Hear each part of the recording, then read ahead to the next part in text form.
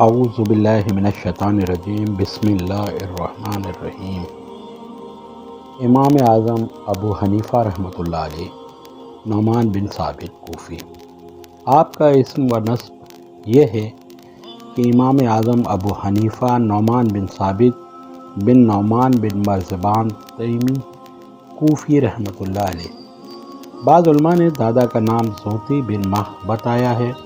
وجہ یہ ہے کہ قبل اسلام نعمان کا نام زوتہ برزون موسیٰ یا برزون سلمہ تھا، اور مرزبان کا نام ماہ تھا، جو فارس کے کسی علاقے کے حاکم تھے۔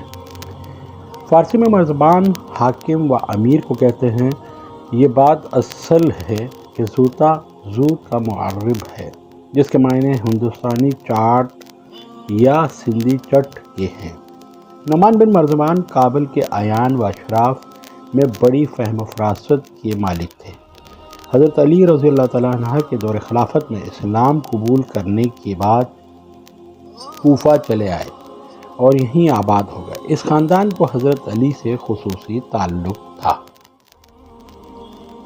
یہ خاندان کوفے کے ایک معزز و شریف قبیلے بنی تمیم ملا بن سلبہ سے ولا اور دوستانہ تعلق کر کے تیمی کی نسبت سے مشہور ہوا۔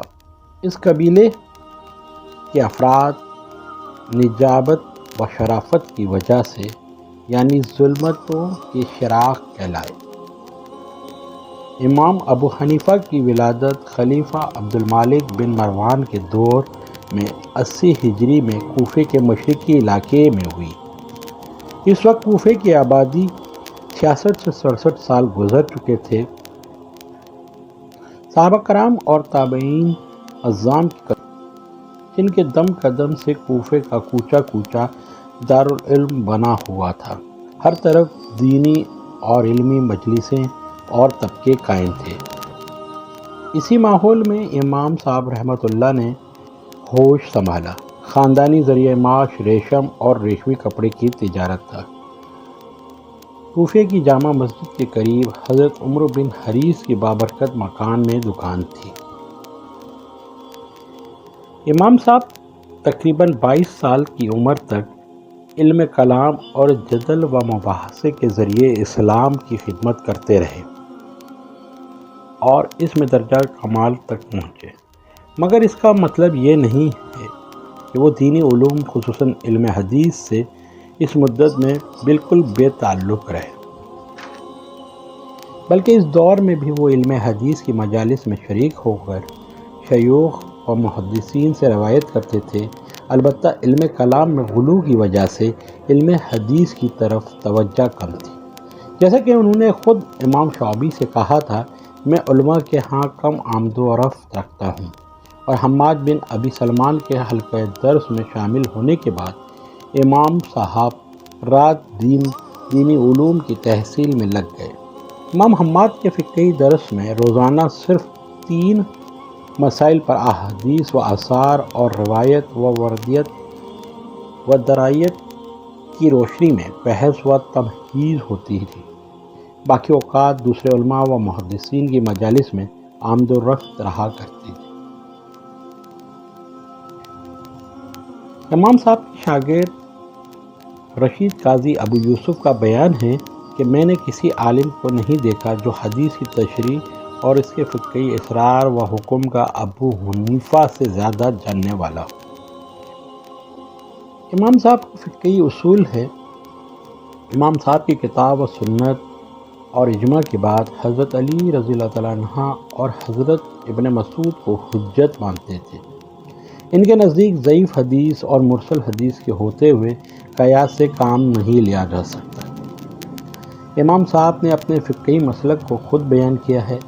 وہ کہتے ہیں، میں ہر مسئلہ کتاب اللہ سے اخذ کرتا ہوں جب کہ اس میں ملے، اور اس میں نہیں پاتا ہوں تو سنت رسول صلی اللہ علیہ وسلم کی صحیح احادیث سے اخذ کرتا ہوں، جو سکہ راویوں کے ذریعے سکہ حضرات کے پاس ہے، اور جب نہ کتاب اللہ میں اور نہ سنت رسول میں اس کو پاتا ہوں تو آپ صلی اللہ علیہ وسلم کے صحابہ میں سے جس کا قول چاہتا ہوں لے لیتا ہوں، اور جس کا قول چاہتا ہوں چھوڑ دیتا ہوں۔ اور ان کے کال کو چھوڑ کر دوسروں کا کال نہیں لیتا۔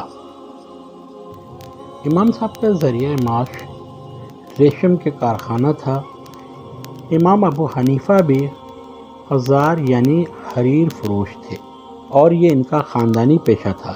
ان کے ہاں ریشم بنانے اور ریشمی کپڑا تیار کرنے کا بہت بڑا کارخانہ تھا اور جس میں بہت سے کاریگر اور مزدور کام کر کے اپنی روزی کماتے تھے، اور ریشمی کپڑوں کی بہت بڑی دکان تھی جس میں کارخانے کے تیار شدہ ریشمی کپڑے فروخت ہوتے تھے۔ اہل سنت کا یہ پہلا فقہی مسلک امام ابو حنیفہ نعمان بن ثابت کوفی کی طرف منسوب ہے، جو تمام فقہی مسلک سے مقدم ہے۔ اس کی نشو و نما کوفے میں ہوئی، ابتدا میں عراق کے مختلف شہروں میں پھیلا، پھر دنیا کے دور دراز ملکوں میں اس کی اشاعت ہوئی، اور تھوڑے ہی عرصے میں بغداد، مصر، شام، روم، بلخ، بخارا، فرعونہ، فارس، ہندوستان، سندھ اور یمن وغیرہ کے حدود اور اطراف میں پھیل گیا۔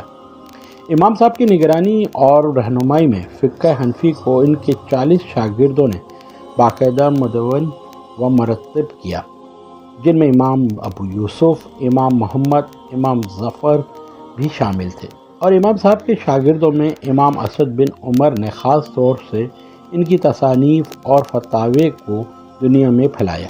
کہا جاتا ہے کہ 170 ہجری میں خلیفہ ہارون رشید نے قاضی ایوب کو پوری خلافت اسلامیہ کا قاضی القضاء بنایا، اور ان کے اثر و رسوخ سے حنفی مسلک حدود خلافت میں پھیلا، اور عباسی دور خلافت میں یہ مذہب دوسرے مذاہب پر غالب رہا۔ افریقہ میں امام ابو محمد عبداللہ بن فروخ فاسی کی وجہ سے اس کی اشاعت ہوئی۔ اس کے بعد جب امام اسد بن فرات بن سنان وہاں کے قاضی ہوئے تو اس مسلک کو خوب عروج ہوا، اور 14 صدی تک افریقہ میں اس کو غلبہ حاصل رہا، حتیٰ کہ 453 ہجری میں وہاں معاذ بن بادیس کی سلطنت قائم ہوئی اور اس نے وہاں مالکی فقہ کو رائج کیا۔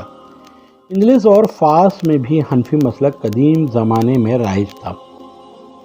صقلیہ کے اکثر مسلمان حنفی مسلک کے پیرو تھے۔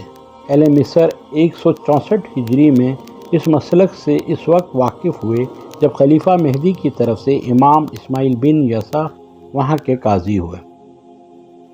ان کی ذات سے پہلی بار اس مسلک کو جانا 4 صدی کے مشہور سیاح مقدسی بشاری کے بیان سے معلوم ہوتا ہے کہ اس زمانے میں یمن اور صنع میں حنفی مسلک عام تھا۔ عراق کے اکثر قاضی اور فقیہ حنفی تھے۔ شام کا کوئی شہر اور دیہات حنفی مسلک والوں سے خالی نہ تھا۔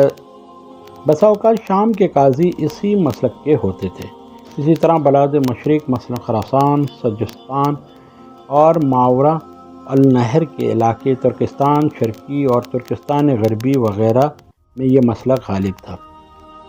اقلیم دلیم میں جرجان اور تبرستان کے بعض علاقوں میں حنفی باشندے تھے۔ اقلیم راحات کے شہر آرمینیا اور تبریز میں حنفی مسلک کا زور تھا۔ اقلیم جبال اور احواز کے شہروں میں یہ مسلک غالب تھا۔ ان علاقوں میں احناف کے علماء و فقہاء اور قضاء تھے۔ فارس کے شہروں میں احناف کی بڑی تعداد تھی۔ سندھ کے شہر اور قصبات حنفی فقہاء و علماء سے معمور تھے۔ ہندوستان کے اکثر سلاطین حنفی تھے۔ امام صاحب کو اپنے زمانے کے حکمرانوں کے ہاتھوں بڑی تکلیف اٹھانی پڑی۔ اموی دور میں امیر عراق ابن حورہ نے آپ کو عہدہ قضا پیش کیا اور انکار پر 110 کوڑے اس طرح رسید کیے کہ روزانہ ایک بھور پر لے جا کر 10 کوڑے مارے جاتے تھے، اور امام صاحب انکار کرتے تھے۔ اس کے بعد عباسی دور میں پھر ان کو عہدہ قضا پیش کیا گیا اور انکار پر زہر دے دیا گیا۔ عہدہ قضا قبول نہ کرنے پر درنے مارنے یا زہر دے کر جان لینے کی اندرونی وجہ کچھ اور تھی۔ امام صاحب کے نزدیک اموی اور عباسی امراء اسلام کے زیادہ مستقیم سے دور تھے اور ظلم و زیادتی میں حد سے تجاوز کرتے تھے، اس لیے عہدہ قضا عہدہ قبول کرنا ظلم و جوار میں تعاون کے مترادف تھا۔ اس دور کے محتاط اہل علم و فضل کا یہی رویہ تھا، اور وہ ان حکومتوں میں کسی قسم کا عہدہ لینا معیشت سمجھتے تھے۔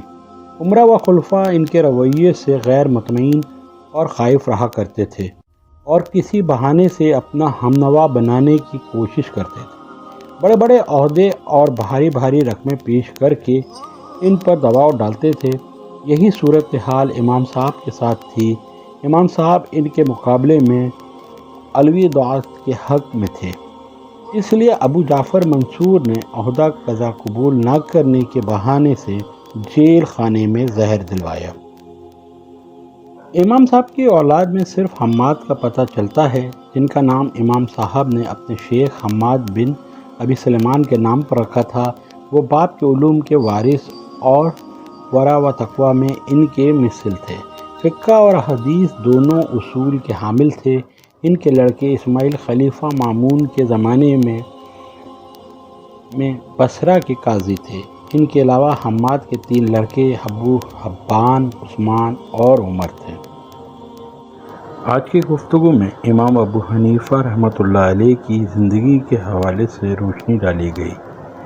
اس میں کسی بھی قسم کی کمی اور بیشی کے سلسلے میں علماء کرام ہماری اصلاح فرمائیں اور اللہ تعالی ہماری اس کاوش کو قبول و منظور فرمائے۔ السلام علیکم ورحمۃ اللہ وبرکاتہ۔